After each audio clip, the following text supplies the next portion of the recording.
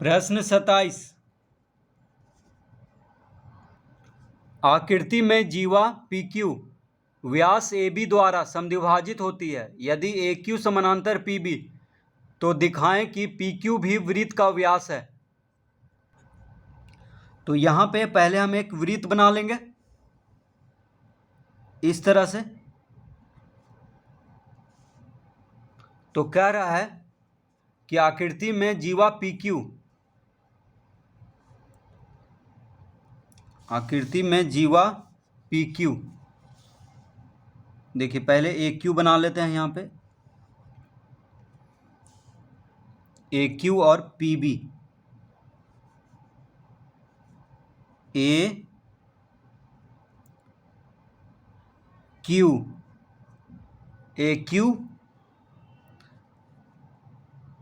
PB। अब PQ को मिला लेते हैं इस तरह से। AB को मिला लेते हैं,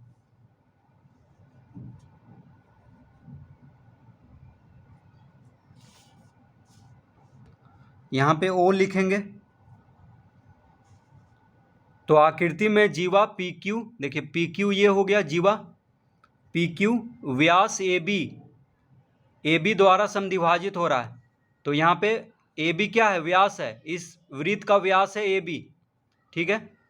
तो AB जो है व्यास है और O क्या है? केंद्र है इस वृत्त का। तो हमको ये नहीं दिया हुआ है कि वो वृत्त का केंद्र है, यहाँ पे नहीं कहा है, ठीक है। तो O को हम अभी वृत्त का केंद्र हम नहीं मानेंगे, सिर्फ हम मानेंगे कि AB क्या है?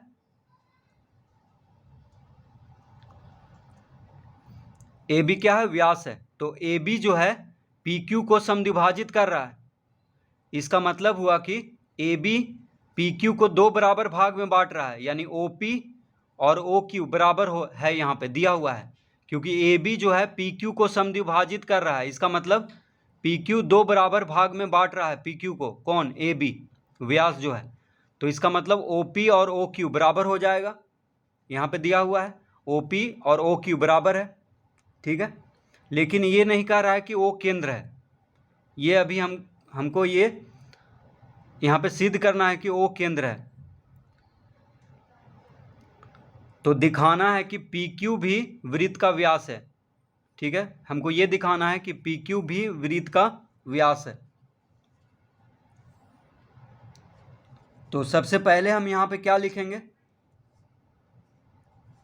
दिया है, क्या दिया है? OP बराबर OQ, OP बराबर OQ, क्योंकि AB जो है PQ को समद्विभाजित कर रहा है, तो इसका मतलब OP और OQ बराबर हो जाएगा। तो ये लिख दिए, तथा AQ समानांतर PB। तो AQ समानांतर PB ये भी दिया हुआ है, तो इसको हम लिख लिए कि AQ जो है PB के समानांतर है, ठीक है, ये दिया हुआ है। अब हम लिखेंगे यहाँ पे, यहाँ त्रिभुज AOQ और त्रिभुज BOP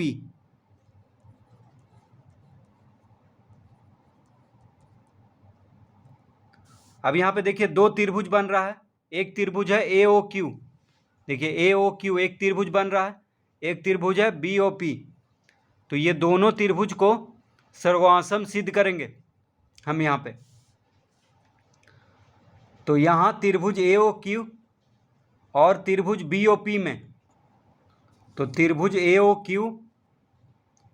AOQ और त्रिभुज BOP, इस दोनों त्रिभुज में क्या क्या मिल रहा है उसको लिख लेते हैं। तो कोण ओ ए क्यू बराबर कोण ओ बी पी। क्यों ये दोनों कोण बराबर है? तो एकांतर कोण।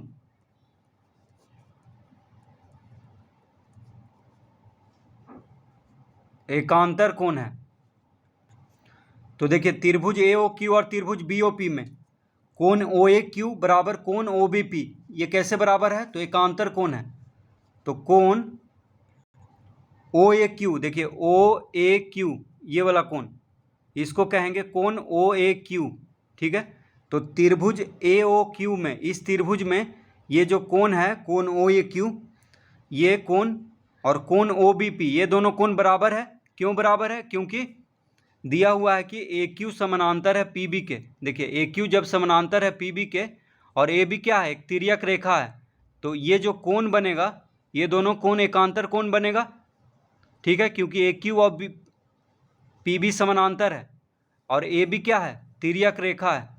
ए बी व्यास कह रहा है यहाँ पे, तो एक तिर्यक रेखा हुआ है यहाँ पे, क्योंकि ये दोनों समानांतर है तो ये दोनों कोण एकांतर कोण बनेगा। तो ये दोनों कोण क्या हुआ? बराबर।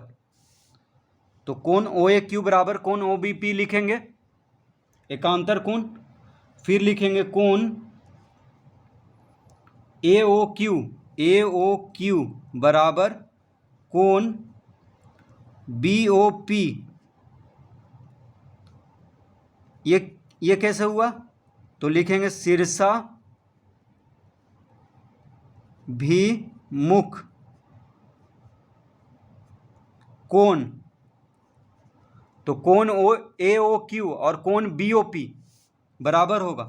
तो देखिए त्रिभुज ए ओ क्यू में कोण ए ओ क्यू, ये जो कोण है ये होगा कोण ए ओ क्यू। और त्रिभुज बी ओ पी में कोण बी ओ पी, ये कोण बी ओ पी हुआ। तो ये दोनों कोण बराबर होगा, क्योंकि शीर्षाभिमुख कोण बना रहा है, क्योंकि यहाँ पे ए बी और पी क्यू दो रेखा यहाँ पे प्रतिच्छेद कर रहा है, तो ये दोनों कोण शीर्षाभिमुख कोण हुआ। तो कोण ए ओ क्यू बराबर कोण बी ओ पी होगा, शीर्षाभिमुख कोण। फिर दिया हुआ है ओ पी,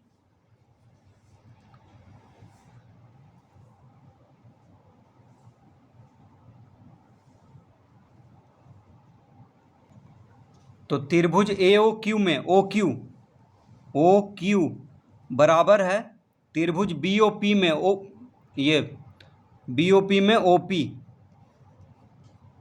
तो देखिए ओ पी बराबर ओ क्यू ये दिया हुआ है, ओ पी और ओ क्यू बराबर है, ठीक है। तो त्रिभुज ए ओ क्यू में ओ क्यू हो गया और त्रिभुज बी ओ पी में ओ पी। त्रिभुज ए ओ क्यू में ओ क्यू और त्रिभुज बी ओ पी में ओ पी, ये दोनों बराबर दिया हुआ है हमको, तो लिख लिए हैं यहाँ पे ओ क्यू बराबर ओ पी। क्यों हुआ? तो दिया है, यहाँ पे लिखेंगे दिया है। अब दोनों त्रिभुज समासम हो गया कोण कोण भुजा से। देखिए कोण कोण भुजा,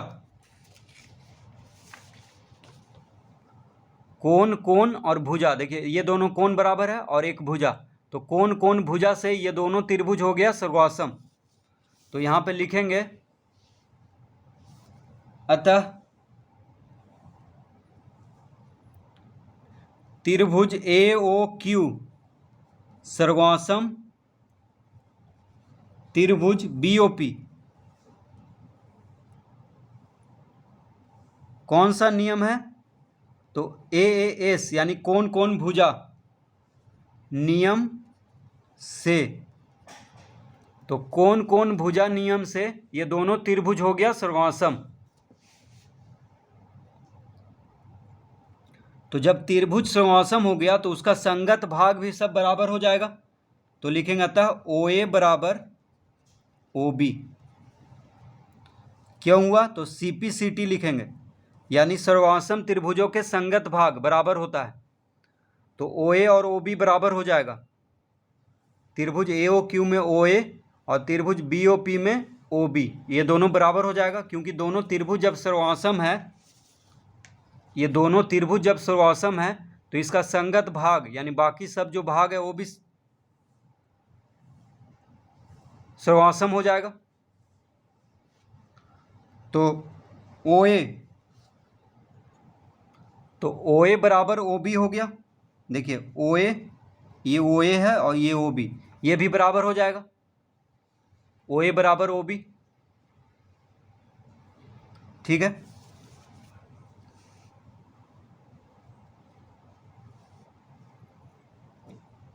अब लिखेंगे लेकिन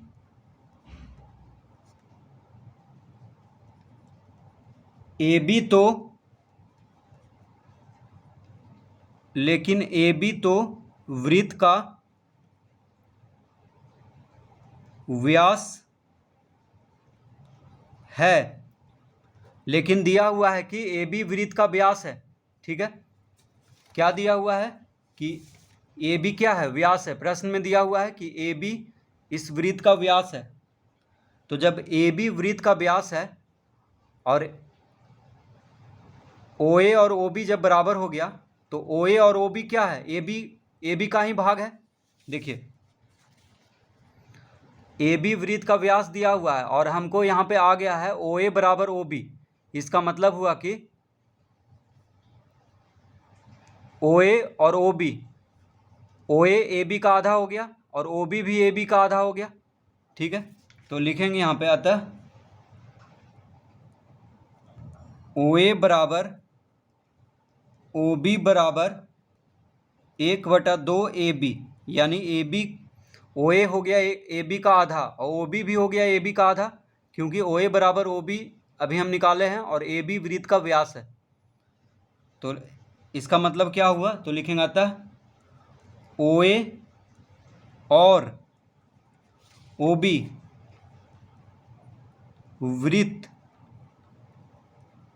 वृत्त का, ये वृत्त की त्रिज्या है।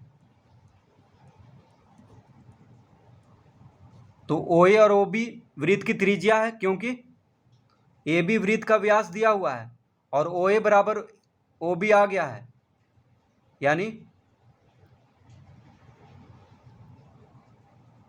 AB का आधा है OA, AB का आधा है OB। इसका मतलब OA और OB क्या हो गया, वृत्त की त्रिज्या, क्योंकि त्रिज्या व्यास का आधा होता है।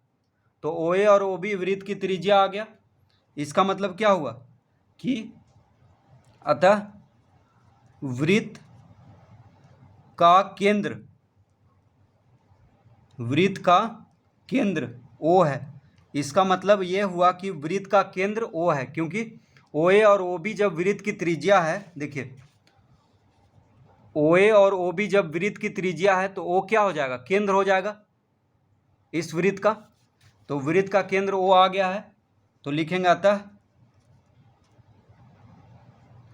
PQ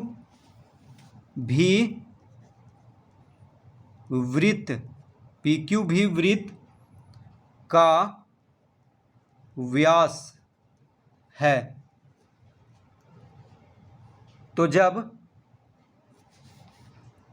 O केंद्र है तो PQ भी O से गुजर रहा है। देखिए जब O इस वृत्त का केंद्र आ गया है, O इस वृत्त का केंद्र आ गया है, तो PQ भी देखिए O से होते हुए जा रहा है। तो व्यास हमेशा केंद्र से होते हुए जाता है, दोनों तरफ मिलता है केंद्र वृत्त पे। तो PQ भी O से गुजर रहा है, इसका मतलब। और OP और OQ तो पहले से ही बराबर दिया हुआ था। देखिए OP और OQ, इसका मतलब OP त्रिज्या हो गया, OQ भी त्रिज्या हो गया और PQ क्या हो गया, व्यास हो गया। तो यही सिद्ध करना था कि PQ भी वृत्त का व्यास है, ये सिद्ध करें, ये दिखाना था। तो लिखेंगे अतः PQ भी वृत्त का व्यास है। तो इस तरह से इसको हल करेंगे।